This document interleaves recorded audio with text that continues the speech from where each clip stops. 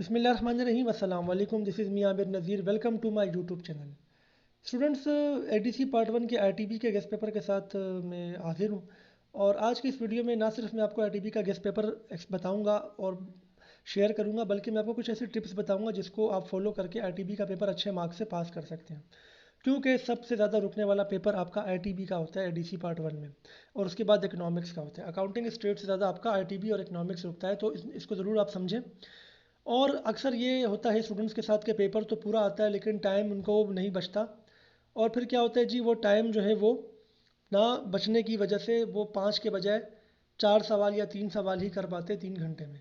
तो मैं आपको वो टिप्स बताऊंगा जिसको फॉलो करके आप 3 घंटे में पूरा पेपर कर सकते हैं। ठीक है, तो हमारे वीडियो को एंड तक देखें, चैनल को सब्सक्राइब कर लें, बेल आइकन को प्रेस कर लें। और हमारे इस चैनल पे आपको तमाम सब्जेक्ट्स के गेस्ट पेपर मिल जाएंगे। आप इसी वीडियो की डिस्क्रिप्शन से तमाम लिंक्स देख सकते हैं कौन कौन से हैं, और उस पर आप क्लिक करके वो वीडियोस देख सकते हैं।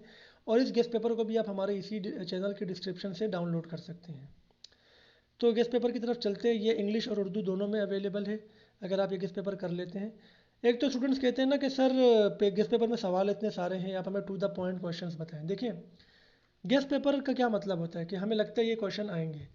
आप ये बात जान लें कि आईटीबी का पेपर में जो आईटीबी का पेपर है ना, उसमें 10 सवाल आते हैं, जिसमें से 5 करने होते हैं। कभी 9 आते हैं, कभी 10 आते हैं, कभी 8 भी आ जाते हैं।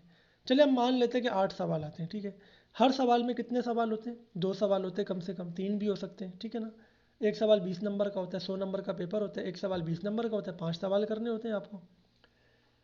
जो जो 10 सवाल आते हैं ना, तो मैं आपको 10 सवाल तो नहीं बता सकते ना कि भाई ये 10 सवाल कर लो ये आएगा, तो वही बता सकते जिसने पेपर बनाया हो।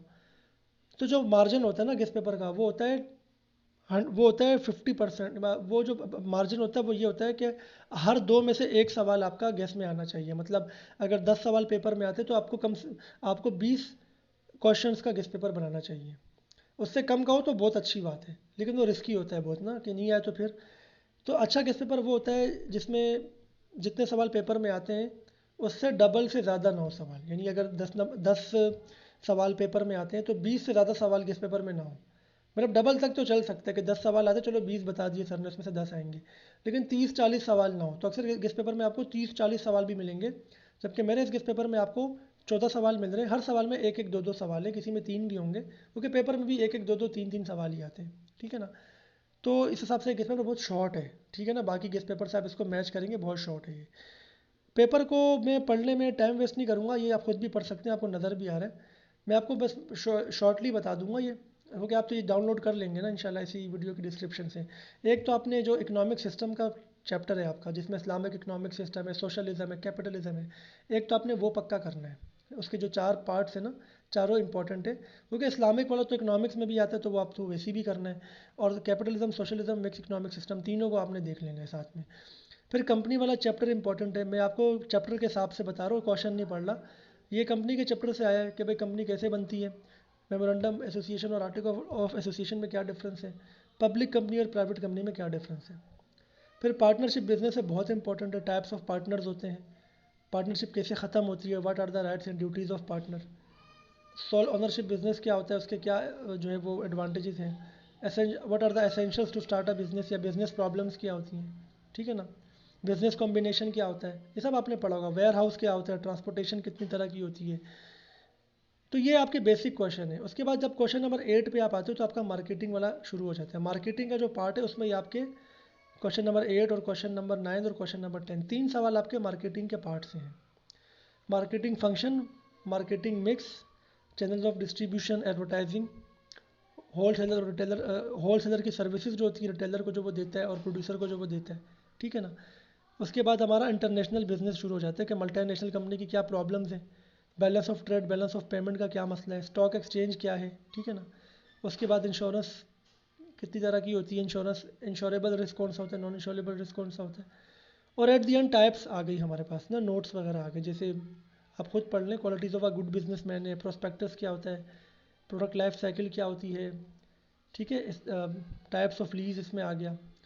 अच्छा, इसमें अभी आप कुछ छोड़ भी सकते हो, जैसे मैं आपको बताता हूँ। जैसे मेल ऑर्डर हाउस छोड़ सकते हो आप। ठीक है ना, और करेक्टरिस्टिक्स ऑफ अ कंपनी छोड़ सकते हो। अगर आ गया तो आप एडवांटेजेस ऑफ अ कंपनी इसी की जगह लिख सकते हो। ठीक है ना, तो ये दो आप प्रोस्पेक्टस आप कर लो, हो सकता है कि ये आ जाए, लेकिन बाकी आप एक दो इसमें से छोड़ सकते हो।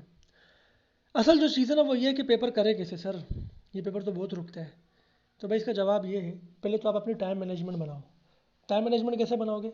वैसे बनाओगे कि आपने 3 घंटे के पेपर को 2.5 घंटे का अज्यूम करना है, क्योंकि जो आधा घंटा आपका होता है ना, ये ऐसा है कि इसका आपने साइड पे कर देना है। पेपर लेट भी मिल सकता है, पेपर का फ्रंट पेज फिलअप करना होता है, लाइनें ड्रॉ करते हैं आप, तो आपने आधा घंटा उसके लिए साइड पे कर दिया। अब आपके पास 2.5 घंटे बचे।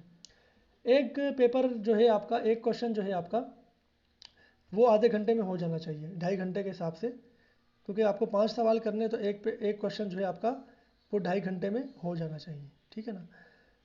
इसका मतलब अच्छा, ये पेपर इस तरह से आता है कि एक सवाल में 2 पार्ट होते हैं ना, तो एक पार्ट आपका 15 मिनट में होना चाहिए, क्योंकि आधे घंटे में अगर आप एक सवाल कर रहे हो तो 2 सवाल अगर वो पूछ रहे हैं तो 15 मिनट एक सवाल के लिए बचे।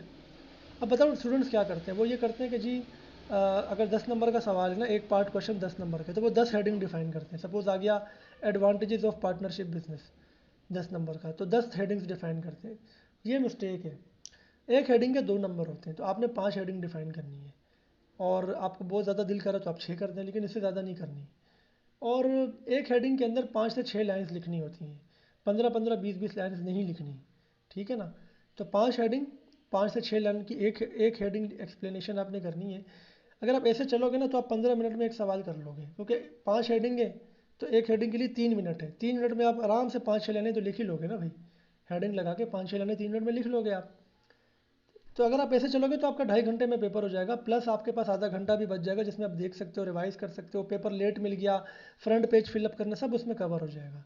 ये तो होगी टाइम मैनेजमेंट की बात। टाइम मैनेजमेंट भी मैंने आपको बता दी, और ये भी बता दिया मैंने आपको कि आपने कितना लिखना है। सवाल ये होता है ना सर हम कितना लिखें, अपनी वर्डिंग में लिखें, आप हेडिंग वही रखें और अपनी वर्डिंग में लिखें। दूसरा ये कि कभी कभी ऐसा होता है कि हमें 5 में से 4 सवाल आते हैं। 5वां सवाल ऐसे है कि एक का ए आ रहा है एक का बी आ रहा है, तो क्या करें भाई? आप फिर ये करें कि जिसका ए आता है उसके नंबर तो आपको मिल जाएंगे, लेकिन जिसका बी आता है उसके नहीं मिलेंगे। पहला पार्ट वो एक्सेप्ट करेगा, दूसरा नहीं करेगा। तो आप उसके होशियारी ये करें कि जब आप बी पार्ट करेंगे ना, तो उस पर नंबर क्वेश्चन करने डालना, सिर्फ बी लिख के बस हेडिंग लगा के कर लेना। हो सकता है कि फ्लो में वो चेक करते हुए उसको वो बी पार्ट को अज्यूम कर ले, क्योंकि क्वेश्चन नंबर तो आपने लिखा नहीं, तो वो जल्दी में हो सकता है उसको चेक करते हुए वो उसको जाने दे। अगर आपने क्वेश्चन नंबर लिखा तो वो पता चल जाएगा उसको कि भाई ये तो अलग क्वेश्चन है, एक ए का क्वेश्चन नंबर कुछ और है, बी का कुछ और है।